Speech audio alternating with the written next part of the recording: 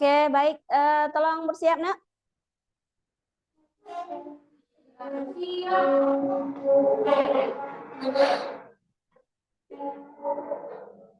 Assalamualaikum warahmatullahi wabarakatuh. Waalaikumsalam warahmatullahi wabarakatuh. Baik, silakan duduk. Bagaimana kabarnya hari ini? Baik, ya semuanya sehat ya. Alhamdulillah semuanya sehat. Ada yang tidak hadir? Ada beberapa ya, ada beberapa yang tidak hadir, mungkin karena sakit atau izin ya. Semoga Allah berikan kesembuhan dan kesehatan supaya mereka bisa berkumpul kembali dengan kita di kelas ini ya, supaya bisa melanjutkan pembelajaran. Sebelum memulai pembelajaran, kita berdoa dulu ya, agar ilmu yang kita peroleh berkah. Jadi kita berdoa dulu. Silakan.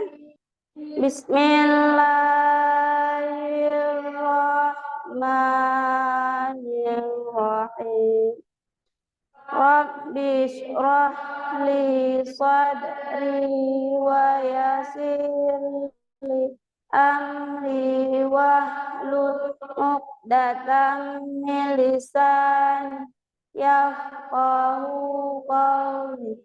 Rabbi zidni ilman warzuqni fahman razitu billahi rabba wa bil islami dina wa bi muhammadin nabiyya wa rasulah. Amin.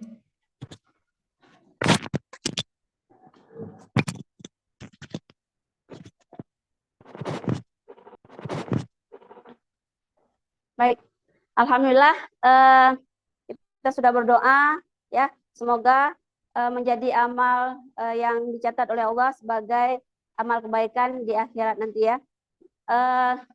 Baik, sekarang kita mau belajar tentang energi terbarukan ya.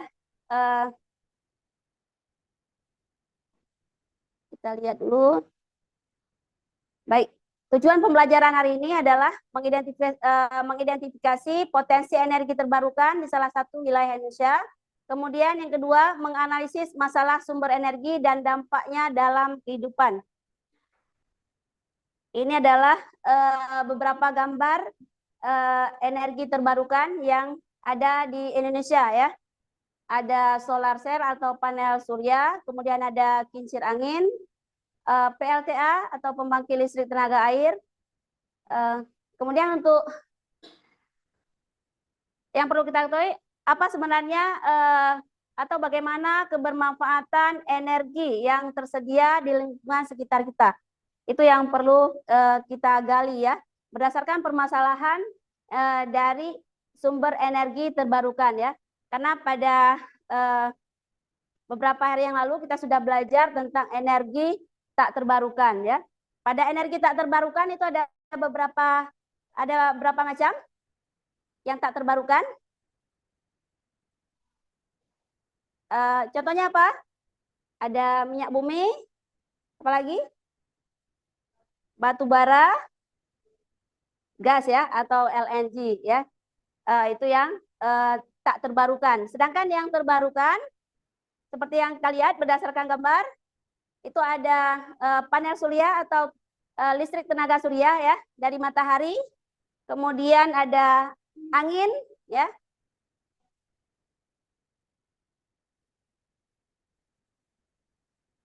dan air ya, dan ada lagi sebenarnya ada biomasa atau ada uap ya. Nanti kan ada pembangkit listrik tenaga uap ya. Oke, selanjutnya kita lihat dulu video pembelajaran berikut.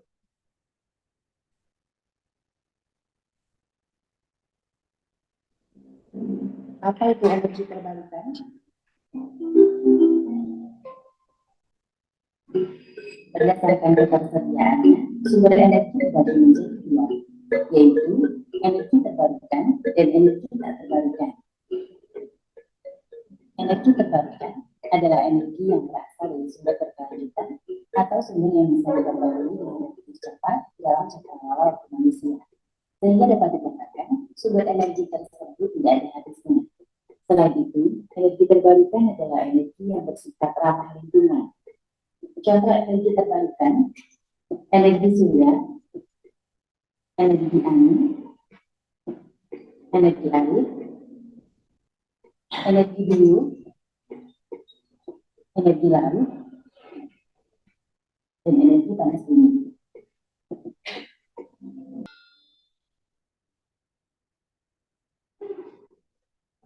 Baik, setelah kita lihat, kita nonton video pembelajarannya, sekarang kita bagikan kelompok ya. Ini kelompoknya sudah pas sama 5 orang ya? Oke, kalau sudah berarti Ibu bagikan LKPD ya.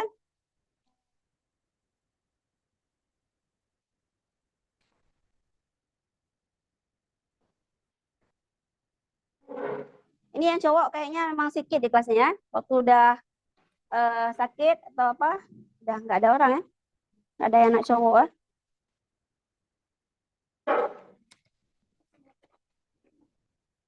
Oke, silakan. Sudah dapat semuanya? Udah ya. Berdasarkan permasalahan yang kita lihat tadi, ini silakan dilihat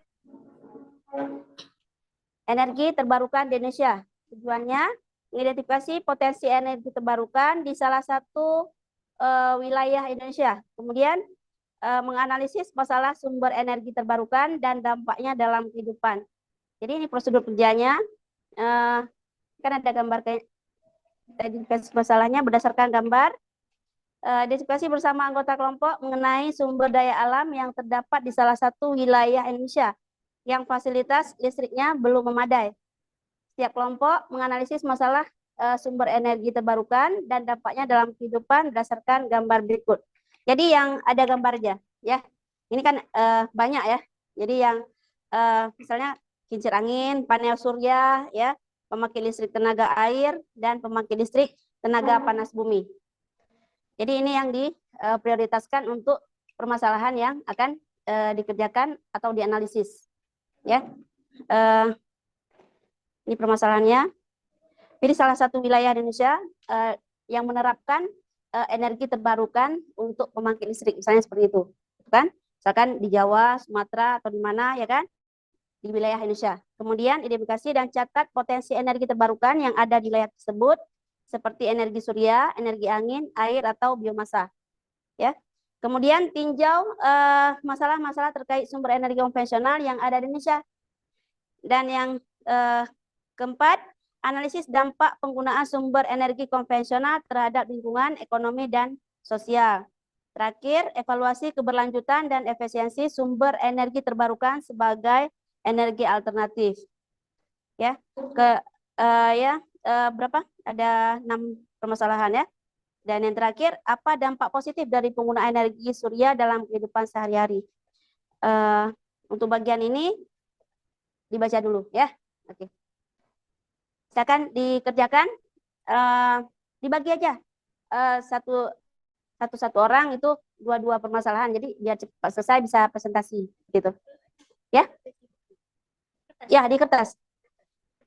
Gini, ini cabut aja bagi biar bisa bagi permasalahannya. Ya, silakan. Ada pertanyaan ya? Gimana? Iya. Iya. Jadi berdasarkan gambar energi untuk misalkan kincir angin, panel surya, pembangkit listrik tenaga air, pembangkit listrik tenaga panas bumi. Ya. Ini yang dibahas. 4 bagian ini. Ini tata urutannya. Berdasarkan pertanyaan ini. Ini kan berdasarkan permasalahan dari gambarnya, ya. Oke. Ada lagi yang tanyakan? Ya, ini kan ada di satu wilayah yang ada di Indonesia, misalkan di Jawa Barat atau di Sumatera, di mana diterapkan energi alternatifnya. Misalkan di Sumatera ada pembangkit listrik tenaga air, gitu kan? Di mana kemudian bagaimana pemanfaatannya? Boleh, kalau misalkan yang penting kan wilayah Indonesia, ya. Oke, ya. Silakan ya. Ya, ini sebenarnya kan dipresentasikan nanti di PowerPoint. Tapi karena laptop tidak sedia kan? Jadi kita presentasikan saja ya. Ini boleh dibuka ya. Nah, boleh dibuka ya. Nah, boleh dibuka supaya bisa bagi tugas ya. Bagi aja 2 soal atau 3 soal per orangnya. Jadi lebih mudah dan lebih cepat dalam penyelesaian. Kelompok ini ada pertanyaan? Gimana? Sudah dibagi ya? Bagi berdasarkan permasalahannya. Ya, silakan. Boleh menggunakan HP ya. Jadi materinya boleh dicari dari bahan literasinya, boleh menggunakan buku bacaan, boleh menggunakan HP ya. Oke.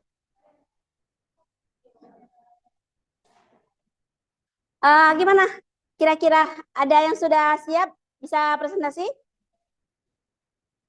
Belum ya? Yang mana? Penggunaan sumber energi konvensional terhadap ekonomi. Lingkungan, ekonomi, sosial. Banyak sekali dampak terhadap perekonomian. Ini seperti penggunaan minyak bumi, ya kan? Kalau yang konvensional itu. Kalau dampak secara perekonomiannya apa? Seperti misalkan kayak di wilayah kita itu dulu ada LNG di Arun. Jadi dampak secara perekonomian wilayahnya bagaimana? Meningkatkan perekonomian daerah, itu kan? Perekonomian masyarakat, kemudian apa lagi? Jumlah investasi terhadap sumber dayanya meningkat, seperti itu. Perkembangan wilayahnya lebih cepat, gitu. Itu termasuk dampak positif dari penggunaan sumber energi, apakah itu yang konvensional ataupun yang terbarukan. Ya.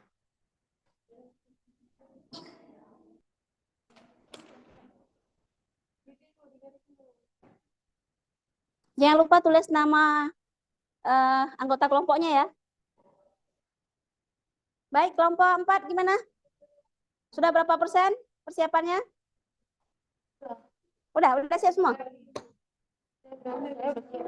Iya, oke. Gimana? Siap, oke. Kira-kira bisa dipresentasi sekarang? Belum, oke. Disiapkan saja ya. Sudah bagus. Ini kan sudah bagus. Jadi tinggal mana yang kurang ditambah sedikit lagi gitu. Ya sama seperti yang di kelompok tadi ya. Analisis dampaknya, dampak terhadap lingkungan, ekonomi, dan sosial. Dia kan ada dampak positifnya, ada dampak negatifnya. Misalkan terhadap lingkungan, apa? Kalau secara positifnya, kalau penggunaan energi konvensional ini kan mencemari lingkungan, misalnya seperti itu, terjadinya apa namanya, kan konvensional, kemudian ada ekonomi dan sosial. Ini untuk energi konvensional, ya. Ini kan perbandingan dengan energi terbarukan itu.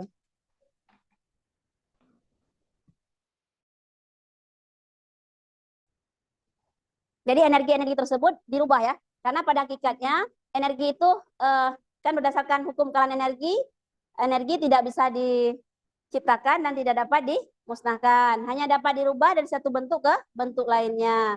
Misalkan dari energi air diubah menjadi energi gerak, kemudian diubah lagi menjadi energi listrik. Dari energi listrik diubah lagi menjadi energi cahaya, energi panas, kan kita ada nyetrika, pakai untuk masak nasi, ya, segala macam. Jadi perubahan-perubahan energi tersebut. Kalau dulu kita hanya kenal adanya gas atau LNG ya, kemudian kita kenal adanya minyak bumi untuk sumber energi ya. Tapi sekarang kita diperkenalkan pada energi terbarukan ya. Jadi pengenalan energi terbarukan ini juga dimanfaatkan untuk mengurangi dampak dari penggunaan energi fosil untuk kesejahteraan masyarakat, untuk ya dibagi. Ya, boleh. Nanti ada tambah-tambahan. Ya, oke.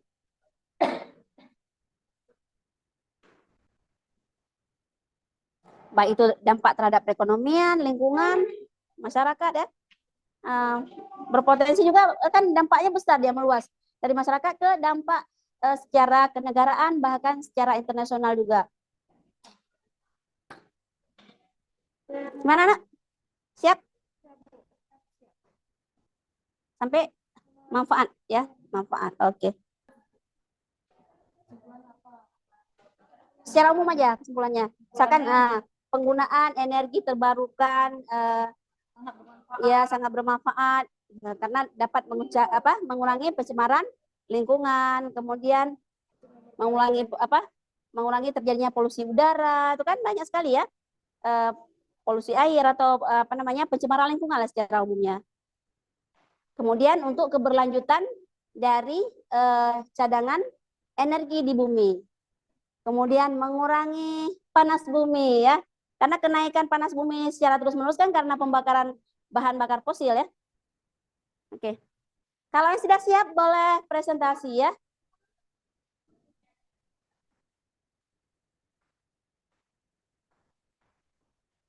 Siap ya, alhamdulillah siap. Berarti boleh presentasi. Gimana presentasi? Ya, ya. Oke, silakan. Mulai dipresentasikan. Silakan ke depan. Ayo. Bawa bukunya, Nak.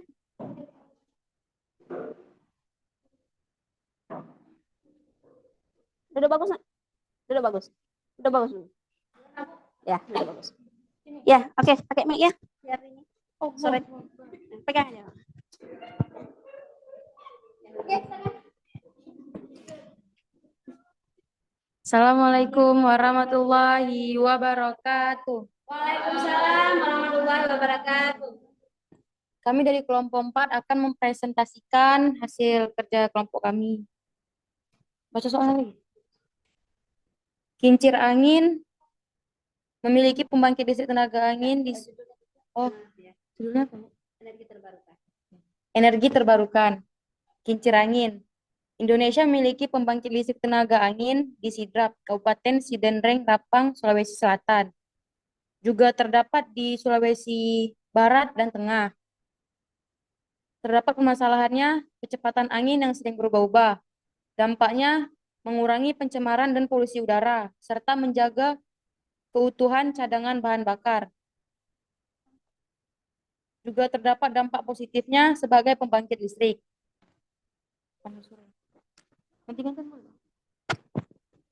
Kedua, ada panel surya. Kumpulan sel surya yang ditata sedemikian rupa agar efektif dalam menyerap sinar matahari.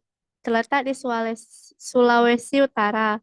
PLTS terbesar di Indonesia, Desa Wineru, Kabupaten Minahasa Utara. Permasalahan yang terdapat pada panel surya, daya yang dihasilkan oleh panel surya bergantung pada intensitas cahaya yang mampu ditangkap panel surya. Dampaknya, jika panel surya dipakai secara masif, maka volume sampah yang akan dibuang ke tempat pembuangan sampah akan meningkat.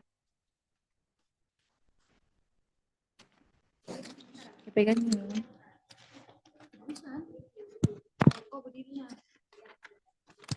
pembangkit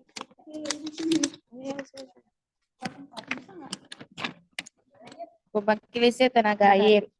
PLTA terbesar di Asia Tenggara berada di antara 3 wilayah utama, yaitu Kota Jakarta, Cirebon, dan Bandung. Tepatnya di Kecamatan Cipendum, Kabupaten Purwakarta.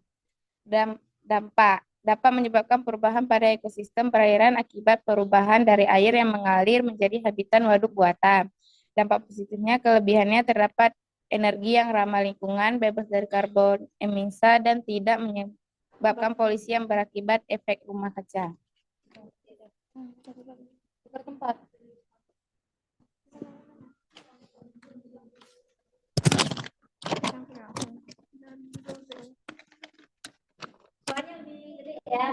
Pembangkit listrik tenaga panas bumi, sebuah sistem teknologi yang mengubah energi panas bumi menjadi energi listrik, PLTP, terbesar terdapat di Sulawesi Utara. Mahalnya biaya investasi tinggi karena biaya eksplorasi mahal dan biaya e-geneting dan tinggi. Dampak dapat memicu migrasi gas rumah kaca ke permukaan bumi dan pada akhirnya mencemari udara di sekitar kita. Dampak sosial terhadap masyarakat. Proyek ini juga dapat memberikan dampak yang signifikan terhadap masyarakat, di mana proyek tersebut dikembangkan. Memahami dinamika ini sangat penting untuk keberhasilan implementasi proyek dan membina hubungan positif. Oke, lanjut. Kesimpulannya, sangat bermanfaat karena mengurangi terjadinya polusi udara dan air. Sangat banyak manfaatnya untuk lingkungan masyarakat dan sekitarnya. Energi terbarukan listrik. Sarannya, dapat menjadi salah satu solusi atas krisis energi serta dapat menekan penggunaan bahan bakar fosil pada Provinsi Nusa Tenggara Barat. Juga dapat menjadi salah satu acuan dalam menentukan kebijakan-kebijakan yang berkaitan dengan energi listrik.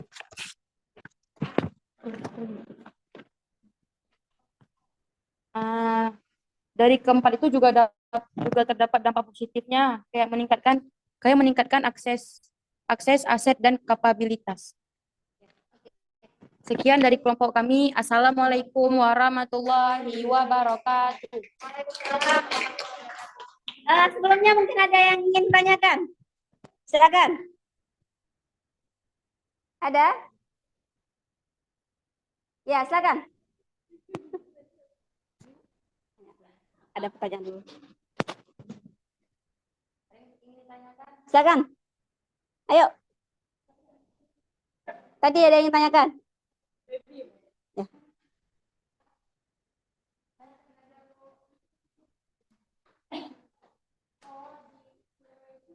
Tunjuk tangan dulu. Ya, oke.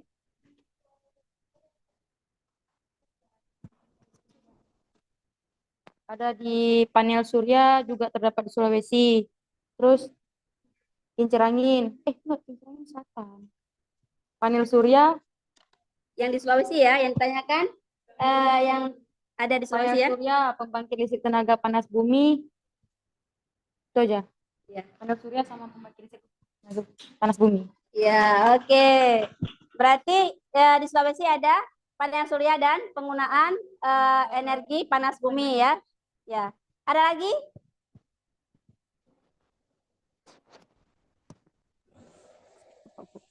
Oke, kalau tidak ada lagi sudah selesai ya. Terima kasih presentasinya sudah bagus. Silakan duduk. Ya. Kasih aplaus untuk kawannya. Baik, terima kasih semuanya selesai ya. Oke, dibawa dulu nanti dikumpulkan ya. Baik, semuanya sudah selesai.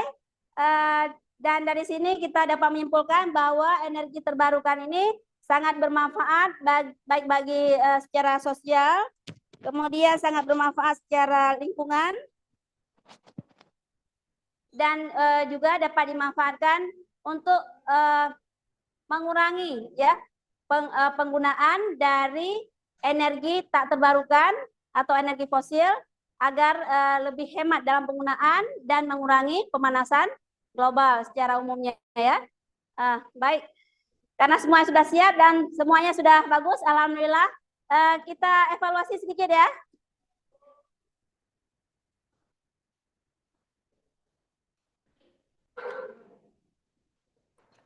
Oke, silakan duduk.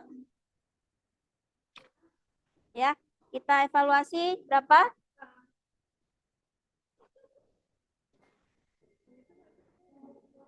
Diisi aja. Ya, Ibu teman itu. Ya.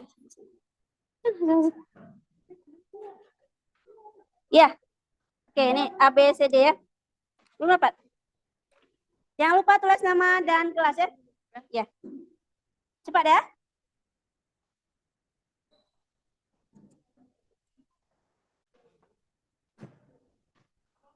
Tulis nama ya. Terbang kan? Pecah kali energi anginnya. Oke, kelompok 3. Semuanya bagus tadi ya presentasinya. Materinya dapat semua. Jadi eksplorasi permasalahannya terselesaikan. Berapa orang? 4 ya. Semangat ya. Harus semangat belajarnya ya. Semangat. Ya, oke. Ini sih 1, 2, 3, 4, 5, 1 orang lagi ya. Ya. Langsung diisi ya. Jangan lupa nama dan kelas ya. Ada yang belum dapat? Udah dapat semua ya? Ya. Tapi dibaca soalnya ya. Nah, isi yang paling benar dan paling tepat ya. Oke.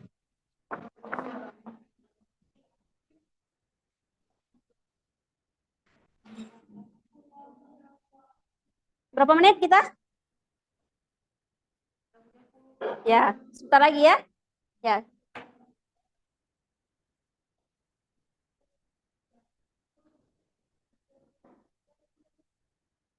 Oke, silakan dikerjakan.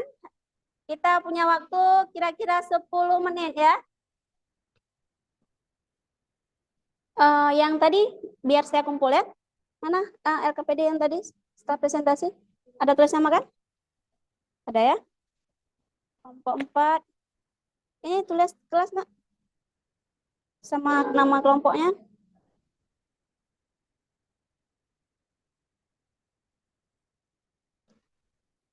Oke, terima kasih.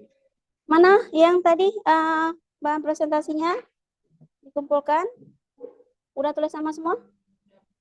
Gak apa-apa, biar Ibu klik. Oke. Kelompok 3. Kelas ya? Kelas.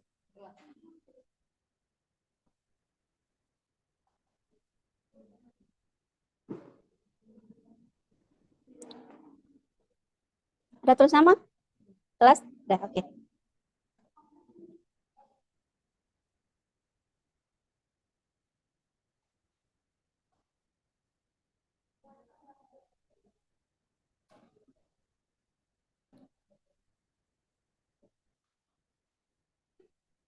Lima menit lagi ya.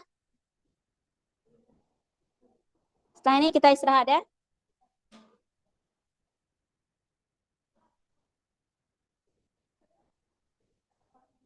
Gimana? Udah? Oke, kita kumpulkan. Sebentar ya, kita penutup sedikit lagi ya. Oke, terima kasih.